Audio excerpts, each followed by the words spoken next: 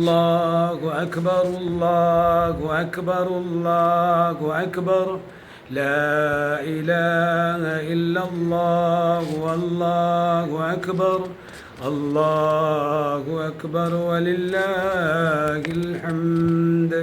السلام عليكم ورحمة الله وبركاته. بسم الله والحمد لله والصلاة والسلام على أشرف رسول الله وعلى آله الفائزين برضا الله ما بعد. പ്രിയമുള്ള സഹോദരങ്ങളെ, നിരന്തരമായ തീക്ഷ്ണ പരീക്ഷണങ്ങളുടെ തീച്ചൂളയിൽ എല്ലാം ജയിച്ചടക്കിയ സയ്യിദന ഇബ്രാഹിം നബി അലൈഹി സ്വലാത്തു വസ്സലാമിൻ്റെയും കുടുംബത്തിൻ്റെയും ത്യാഗോജ്വലമായ ജീവിത സംഭവബഹുലമായ ജീവിതത്തെ അനുസ്മരിച്ചുകൊണ്ട് വീണ്ടും ഒരു ഈദുൽ അദ്ഹ നമ്മളിലേക്ക് സമാഗതമായിരിക്കുകയാണ്. വത്തബിഉ മില്ലത്തെ ഇബ്രാഹിം ഹനീഫ, ഇബ്രാഹിം നബിയുടെ ചര്യ നിങ്ങൾ പിൻപറ്റുക എന്ന സന്ദേശമാണ് ഈ വർഷം ഈദുൽ അദ്ഹയുടെ ആഘോഷവുമായി ബന്ധപ്പെട്ടുകൊണ്ട് സഹോദരങ്ങളെ നൽകാനുള്ളത്. എന്തായിരുന്നു ഇബ്രാഹിം നബിയുടെ സന്ദേശം?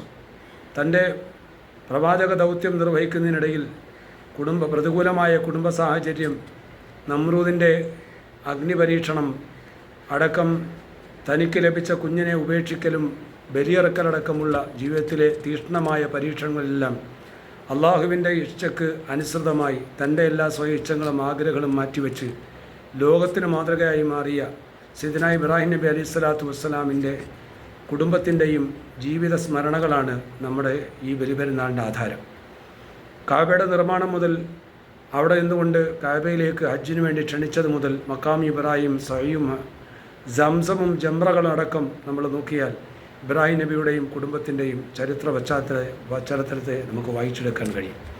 ലോകത്തിൻ്റെ എമ്പാടും ഇന്നത്തെ സുന്നത്തിൽ നിർവഹിക്കുന്ന ബലികർമ്മം, ആ ബലികർമ്മം കേവലം ഒരു മൃഗത്തെ അറുക്കുന്നതിനപ്പുറം തൻ്റെ സ്വയിച്ഛകളെയും അഹങ്കാരങ്ങളെയും നഫ്സിൽ നിന്നുണ്ടാകുന്ന മോശമായ ചിന്തകളെയും തിന്മകളെയും എല്ലാം അള്ളാഹുവിന് വേണ്ടി സമർപ്പിച്ചുകൊണ്ട് ബലിയർപ്പിക്കുന്ന, അതിൽ നിന്നെല്ലാം മാറി നിന്നുകൊണ്ട് ജീവിതത്തെ സമ്പുഷ്ടമാക്കുന്ന അല്ലെങ്കിൽ ശുദ്ധീകരിക്കുന്ന പ്രക്രിയയാണ് സത്യത്തിൽ ബലികർമ്മത്തിലൂടെ നടക്കുന്നത്. അതുകൊണ്ടാണ് നിങ്ങളുടെ മാംസമോ മൃഗത്തിൻ്റെ മാംസമോ രക്തമോ ഒന്നും അള്ളാഹുവിലെത്തുന്നില്ല, പകരം നിങ്ങളുടെ ഹൃദയത്തിൻ്റെ തഖ്വയാണ് എത്തുന്നത് എന്ന് പറയാൻ കാരണം, ഇവിടെ ഇബ്രാഹിം നബി അലൈഹി സ്വലാത്തു വസ്സലാമിൻ്റെ ജീവിതത്തിൽ സഹിച്ച ത്യാഗത്തിന് തുല്യമായ ത്യാഗങ്ങളും വിശ്വാസിയായ നമ്മളെ സംബന്ധിച്ചിടത്തോളം മുസ്ലിമീങ്ങളെ നമുക്കൊക്കെ ചിലപ്പോൾ നേരിടേണ്ടി വരും.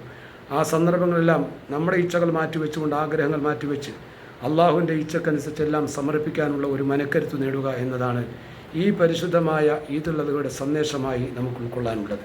നമ്മളിന്ന് ഇസ്ലാമിനെ രക്ഷപ്പെടുത്താൻ വേണ്ടി നോക്കുന്നതിന് പകരം ഇസ്ലാമിൻ്റെ സംരക്ഷണം ഏറ്റെടുത്ത അള്ളാഹു അത് കൃത്യമായി നിർവഹിക്കും.